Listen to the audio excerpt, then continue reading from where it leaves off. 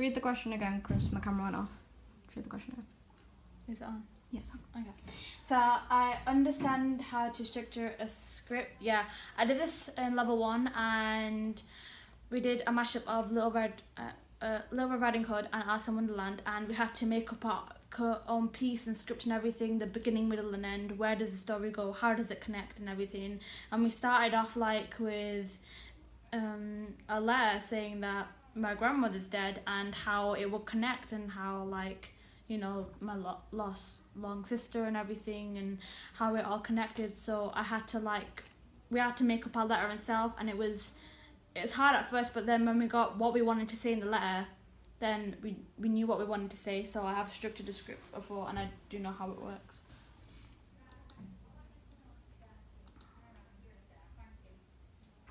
I'm confident in writing a script. I did do this, as I said, like in Little River Wonderland, but I don't want to do it just on my own. I like collaborating with other people because I don't think that it would be good enough or anything. So I like doing it with other people, but I'm confident with it. I am confident in devising performance work. Yeah, in performing arts we do it like all the time. Like we get like a theme or something, and we have to devise work around it, like a day in a life or something like that. We just have to devise a performance work. In dance we did Nurse Cummingham's Nurse Cummingham's like kind of like dance thing. So what he does is he writes down moves, and he writes down the techniques and how fast or slow it would go, and then what you do is fold them up and swap them around and then turn them over, and then to get the techniques, and then I had to make our own dance from that. I've made my own dance from scratch for the director's pieces auditions, because I had to come up with a 1-minute contemporary dance, which I aimed 1 minute of, and I had to make it all by myself. I have like picked moves from like a YouTube video or what I've done in a dance assessment before, so I can devise a performance work. I can create work that is appropriate for a range of audiences. Yeah, so like if it's more adult content, then you can accept some kind of swearing or like a dirty joke or whatever, anything that is like an adult content. And it's like a pantomime or like a kids show that is appropriate for that age range, then don't swear, and just don't make sure that the content in what they actually mean and what they're saying on stage is appropriate for kids.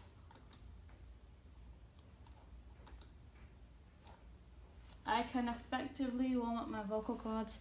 Yeah, I've been singing since like a really young age, but in high school I actually had singing lessons, and I learned more about how to warm up my vocal cords. So I'm really like, I can warm them up effectively, like in scales and stuff, so I can do that.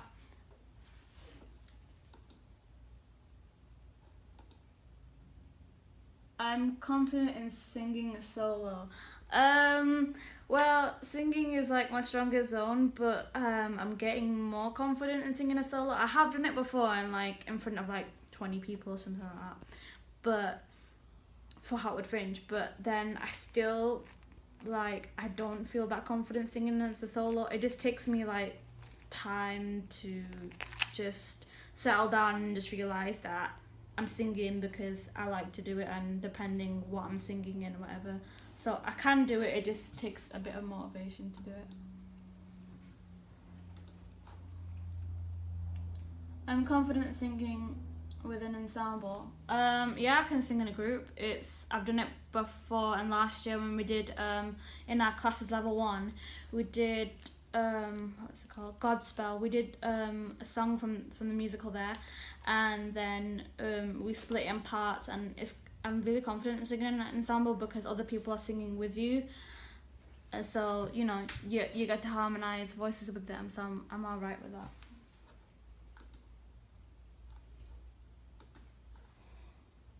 I can use my voice to create an atmospheric effect.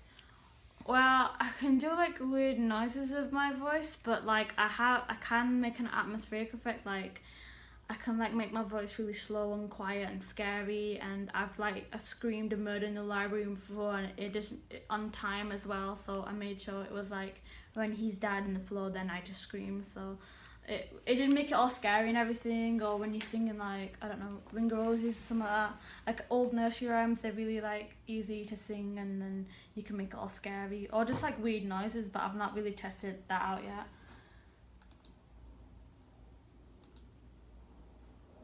I can effectively warm up my body and understand the importance in doing so. Yeah, since I've been doing dance, I've realised why you have to warm up and everything. Like obviously because you have to warm up, like, so when you're doing dance, you might pull a muscle, or you might like, you need to warm up and then make sure that you stretch your body out, and just make sure that your legs are stretched and everything. Because if I'm doing like really high kicks or something, or if I'm just trying to do like a roll or whatever, then I need to make sure my body is like warmed up and stretched, and it also makes your like muscles stronger as well every time you warm up.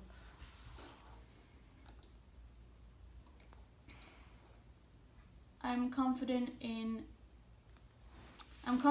leading a physical warm up. I mean, it like I could be confident, but the thing is that if I just got prepared for it and I knew what I was talking about and I knew each thing, what was it for, like if I'm leading like a vocal warm up and saying doing scales and all that, I can do that. I just need to prepare for it if I'm doing like even a dance one, or just like if we're doing for a movement piece. To warm up, it's like sit and straddle and everything, and I just need to like recap why you have to do that, or when you have to like put your arm and like make sure you're stretching your arms out. Like don't put it on your elbow, and because you're strain yourself or whatever, and you might hurt yourself. So just I need to make sure that I know what I'm talking about, and then I'll be confident with it.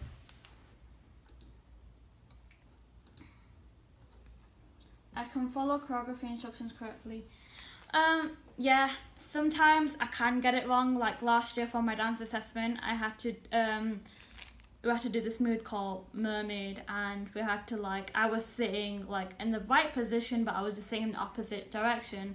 And then if I just ask Daniela for help, then she'll just help me with it. So if I just change the opposite direction, I'm happy with it. But I can learn a dance choreography in time, and I can follow all the moves correctly.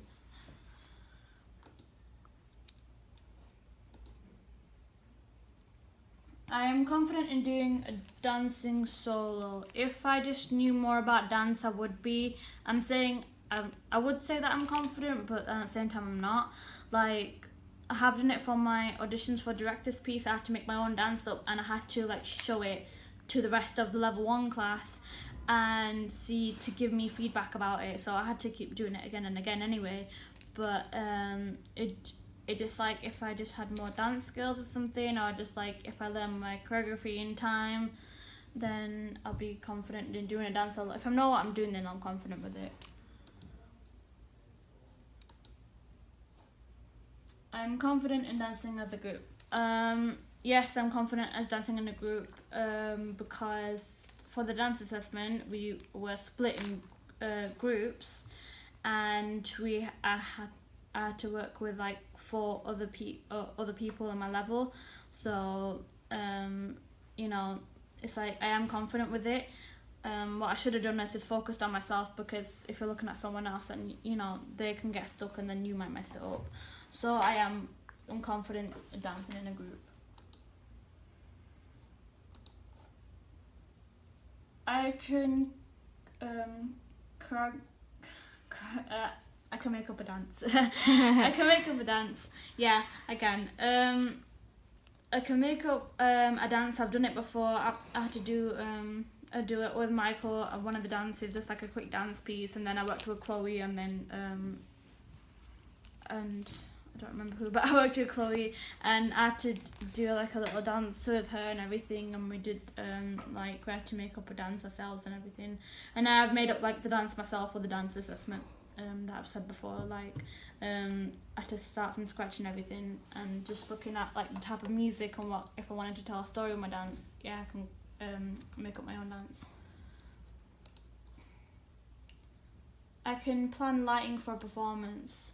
I can plan lighting for a performance. I've done this for my Hotwood Fringe performance with the lighting and everything. So each song had like a special lighting for it. So the first song had red lighting because it related to the song and like because it's from like a grim kind of musical. The second one was kind of sad and everything, and the third one was like green and, you know, the ambition, you reached your goal and whatever.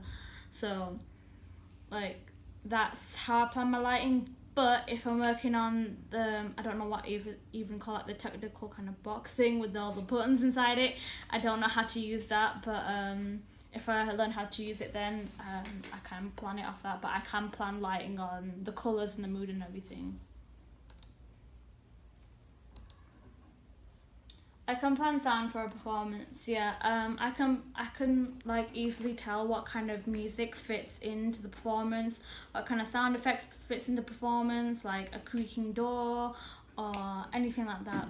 Like it's kind of really easy to tell what kind of stuff fits inside it.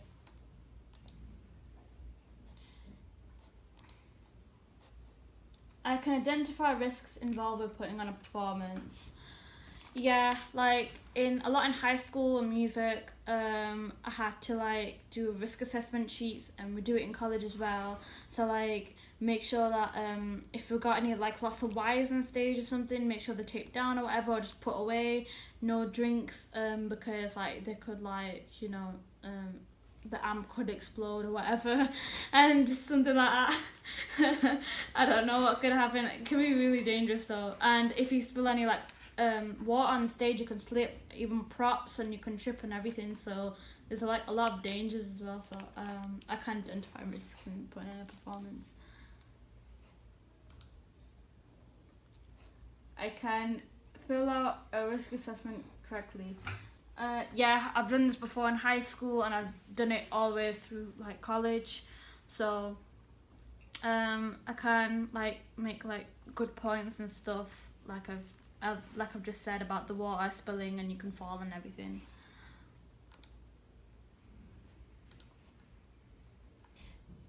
I understand the technical possibilities in supporting a performance. I don't know what this question technically means, but like technical possibilities. Like the lighting, I don't know, like the possibilities, like, you know, the lighting like supports like the performance, the props and stuff like that, and like the sound obviously supports it, and depending on the timing and stuff. So yeah.